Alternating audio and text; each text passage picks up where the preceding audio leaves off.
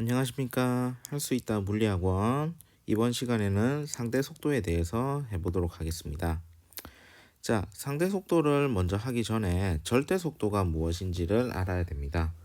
자, 우리가 일반적으로 이야기할 때 자동차가 100km/h로 달리고 있다 라고 이야기를 합니다. 이때 우리가 얘기하는 속도가 절대 속도입니다. 근데 그 절대 속도를 이제 정확하게 분석을 해보려면요. 우리의 관찰자의 상태가 정지한 상태여야 됩니다. 정지한 관찰자가 운동하는 물체의 속도를 측정했을 때를 절대 속도를 측정했다라고 이야기합니다. 즉, 길가에 사람이 이렇게 정지한 상태로 이렇게 움직이는 자동차를 봤을 때 이 자동차가 100km/h로 달리고 있다라는 표현이 우리는 절대 속도를 이야기하는 것입니다. 자, 근데 사람이 항상 정지 상태에서만 물체를 관찰하는 게 아니지 않습니까? 사람도 움직이면서 움직이는 물체를 관찰할 수 있습니다. 그럴 때 이야기하는 속도가 상대 속도라는 겁니다. 그래서 정지한 상태가 아니고 움직이는 관찰자가 운동하는 물체를 이제 속도를 측정을 했을 때 그때 상대 속도라고 이야기를 하는 겁니다. 자, 속도이기 때문에 당연히 벡터량이 됩니다. 그렇기 때문에 어떤 물리량, 어떤 게 중요하냐? 방향이 중요해집니다. 자, 상대 속도에 대해서 이제 이해하기 위해서는 이제 우리가 많이 했던 이런 예시를 보시면 됩니다. 자, 속도가 일정한 차 안에서 바깥의 가로수를 보면 어떻게 느껴지느냐? 자, 속도가 일정하기 때문에 뭐 차에 뭐 진동이나 소음 이런 것들이 없으면요. 차 안에 나는 마치 정지해 있는 착각을 합니다. 그런데 나는 정지해 있는데 창밖의 가로수를 보면요. 가로수가 뒤로 가는 듯한 느낌을 받죠. 이런 것들이 상대 속도를 가지고 이야기를 할 수 있습니다. 자, 상대 속도를 이제 분석하기 위해서는요. 가장 중요한 핵심은요. 나를 정지 상태로 취급을 해야 됩니다. 그래야 우리가 안 움직인다라고 했을 때 다른 물체를 봤을 때 속도를 측정하기 쉽기 때문에 움직이는 거를 이제 내가 움직이는 거를 마치 정지한 상태로 취급을 해서 다른 이제 사물을 봐라라는 의미입니다. 자, 표기는요. 이렇게 합니다. VA2B라고 합니다. 그 말은요. A가 바라봤을 때 B의 속도라는 겁니다. 즉 A가 B를 바라봤을 때 상대 속도이고요. 정확하게 얘기하면 A가 관측한 B의 속도라고 합니다. 그래서 보통 일반적인 표기는 VAB라고 보통 표시를 하는데 그냥 편의상 VA2B라고 합니다. 그러면은 관찰자랑 관찰 대상이 이렇게 명확하게 보이죠. 자, 그러면요. 예시를 통해서 상대 속도의 핵심에 대해서 같이 이야기를 해보겠습니다. 상대 속도의 핵심은 나를 정지 상태로 취급하라고 했으니까 내 속도를 0으로 만들어 줘야 됩니다. 자, 예를 들어 보겠습니다. 동쪽으로 이제 30m/s로 달리는 자동차에서 마찬가지로 동쪽으로 10m/s로 나란히 달리는 자동차의 속도를 봤을 때 얼마로 보이겠느냐입니다. 자, 그러면요. 이렇습니다.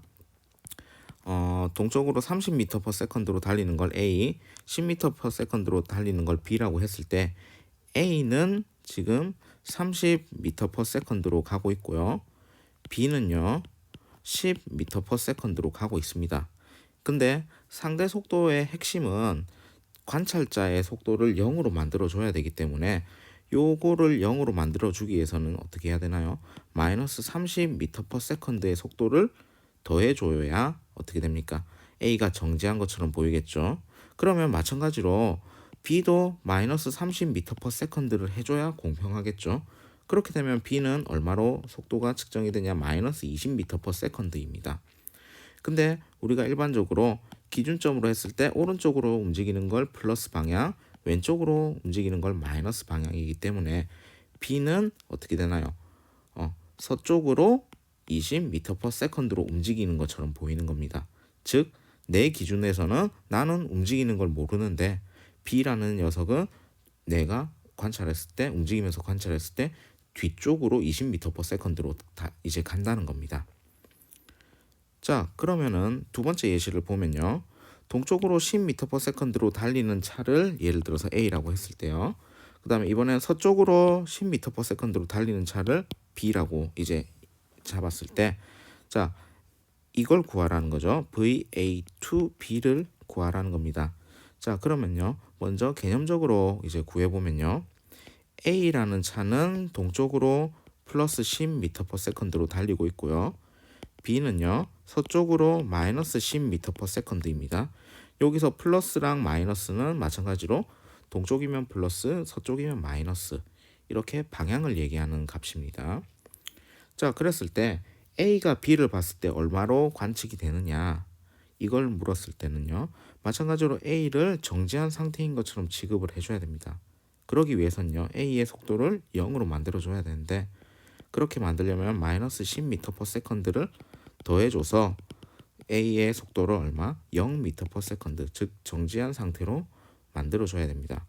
근데 마찬가지로 A에만 마이너스 10m/s를 더해주는 게 아니고 B에도 마찬가지로 마이너스 10m/s를 더해줘야 되기 때문에 결과적으로 B는 마이너스 20m/s로 이제 관측이 되게 됩니다.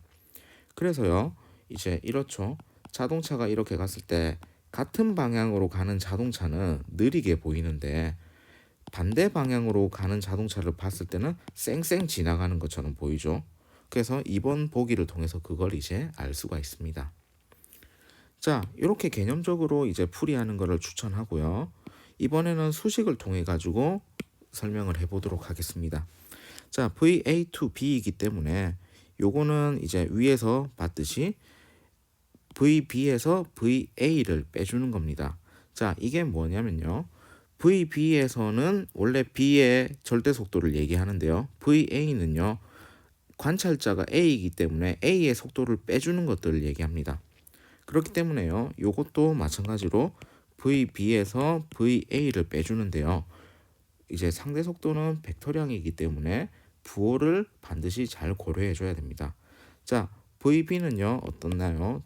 이제 서쪽으로 갔으니까 마이너스 10m/s입니다.